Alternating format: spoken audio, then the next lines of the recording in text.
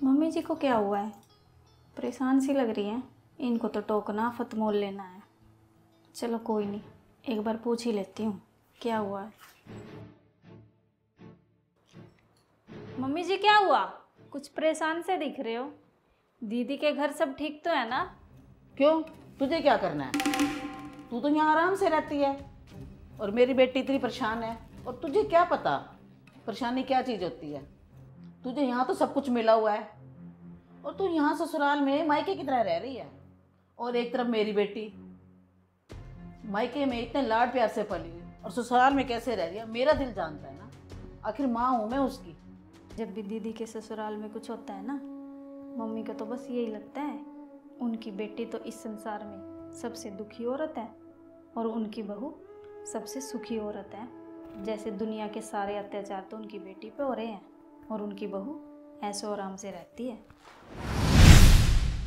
अरे बेटा, प्रोग्राम तो खत्म हो ही गया है। अब आए ही हो तो 1-2 दिन और रह लो। तुम्हें कोई दिक्कत है तो तुम्हारी सास से बात कर लेती हूँ। इनको कौन सा काम करना पड़ता है? काम तो मुझे ही करना पड़ेगा ना। ये भी नहीं देखते कि मैं थकी हुई हूँ फंक्शन में।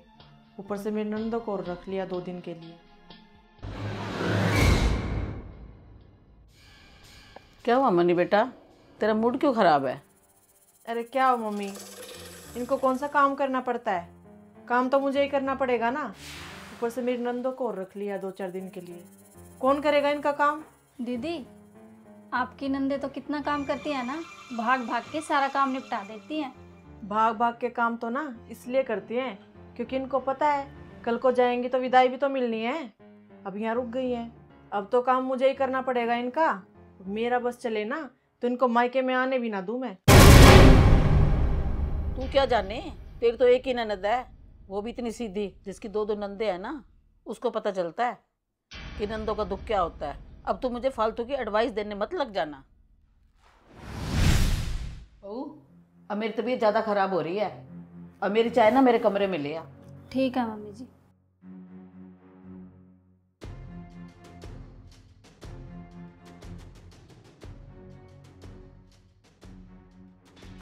लो मम्मी जी चाय।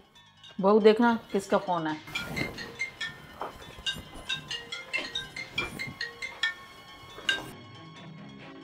मम्मी दीदी का है। अच्छा, मनीषा का फ़ोन है, मैं बात करती हूँ अभी उससे। हेलो। हाँ मम्मी। हाँ मनीषा, कैसी है तू? सब ठीक तो है ना वहाँ पे? अरे कुछ नहीं मम्मी, मैं ना बिल्कुल थक गई हूँ। अभी अभी अपनी सास और दोनों नंदों के लिए ना कॉफ़ी बना के दे के आई हूँ। इनको तो ना इतनी रात को भी चैन नहीं है। इनको ये नहीं दिखता कि मैं फंक्शन से आई हूँ, थक गई होंगी। हे भगवान, तू इतनी परेशान है क्या? तू ऐसा कर, तू मेरे पास ही आ जा, ये करते रहेंगे अपना काम खुद। ठीक है मम्मी, करती हूँ इनसे बात। अगर मेरी नंदे नहीं गई ना तो मैं कल तक आ जाऊँगी। ठीक है बेटा, जैसा तुझे ठीक लगे, पर तू कोशिश तो करके देख। ठीक है मम्मी।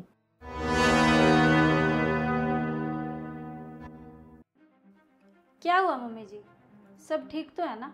कुछ ठीक नहीं है। सुबह से लेकर शाम तक मेरी बेटी काम करते करते परेशान हो गई है। उनको तो इस टाइम भी कॉफ़ी चाहिए। क्या उसकी सास को अकल नहीं है क्या? सारा दिन काम करते कि उसको बहू को भी रेस्ट चाहिए। तेरी तो फिर एक ननद है, ऊपर से उसकी 2-2 नंदे हैं, वो भी कामचोर। और बेटा बता, तूने क्या खाना है?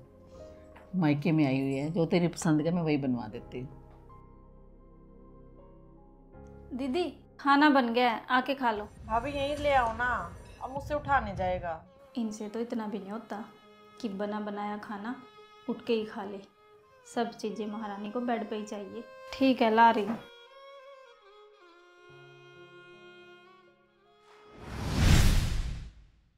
उसकी सास को तो अपनी बेटियों की चिंता है, बहू की तो कुछ चिंता है ही नहीं उसको। वो भी थकी होगी सारा दिन काम करके।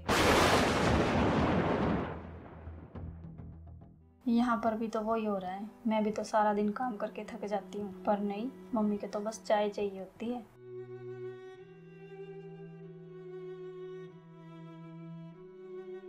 प्रियंका, क्या हुआ? सब ठीक तो है? कुछ नहीं जी, वो काम करके ना थोड़ी सी थकावट हो रही है। मेरी बात सुन, काम तो होता रहेगा, पहले तो आराम कर ले, ठीक है ना?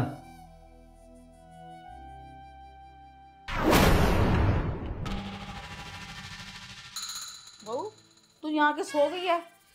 सबके लिए खाना कौन बनाएगा? सबको इतनी भूख लगी हुई है। चल उठ, खड़ी होकर खाना बना। मम्मी प्रियंका को ना थकावट हो गई है, इसलिए सो गई है ये। अच्छा, इसको थकावट हो रही है? थकावट तो मेरी बेटी को हो रही है, जो सारा दिन काम करती है। मम्मी आप हर बार प्रियंका को मेरी बहन के साथ में क्यों कंपेयर करते हो? हर घर की ना अलग सिचुएशन होती है।